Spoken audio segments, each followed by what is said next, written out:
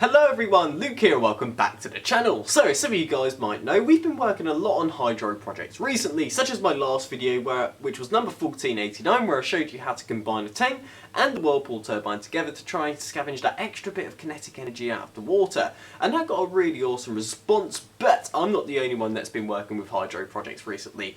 Rob has too, such as 1480, where he showed you, well, the dual function of the daisy turbine, where it can work on wind or a nice strong jet of water, which is also kinetic energy. So what is the difference between potential energy and kinetic energy in water flow? Well, potential energy, it has a low head of water, very large volume, but low pressure, and we can think about this like a river. It's a massive amount of water, it's slow moving, but if you stick a wheel in it, well, it's most likely going to turn. And what about kinetic energy? Well, it has a high head, small volume and high pressure, and we can think about this like a dam.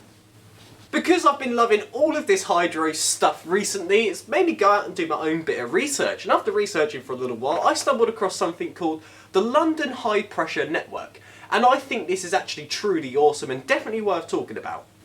So believe it or not, the London High Pressure Network ran from around 1883 to 1976, when the London Hydraulic Company actually went into voluntary liquidation.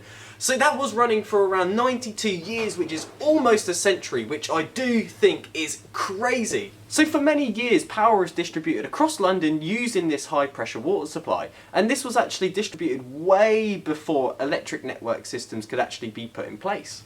And the crazy thing is, this water was supplied at around 800 psi or 55 bar, which is just an insane amount of pressure. And this was pumped by 5 hydraulic stations dotted around London. Originally, these were powered by coal steam engines, but then as the system developed, these were later changed to electric motors, which I do think is kind of cool.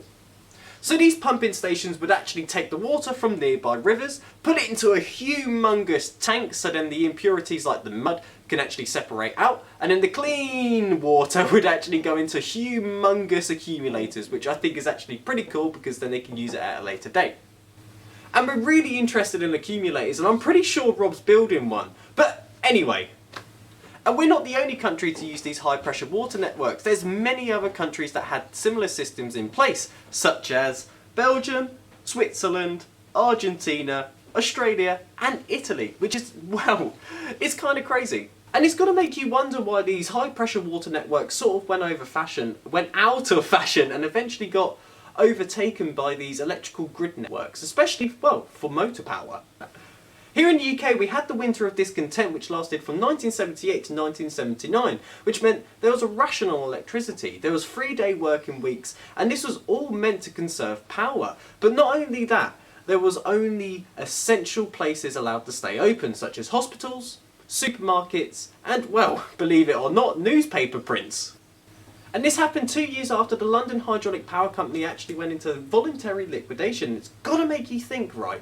What would have happened if they wouldn't have gone into voluntary liquidation? But that is something that I can't answer. But anyway, that does bring me to the end of this video. I really hope you enjoyed it, and if you have any questions, don't hesitate to leave them in the comments, and I'll try my best to answer them all. Anyway guys, I hope you have a fantastic day, and I'll see you later.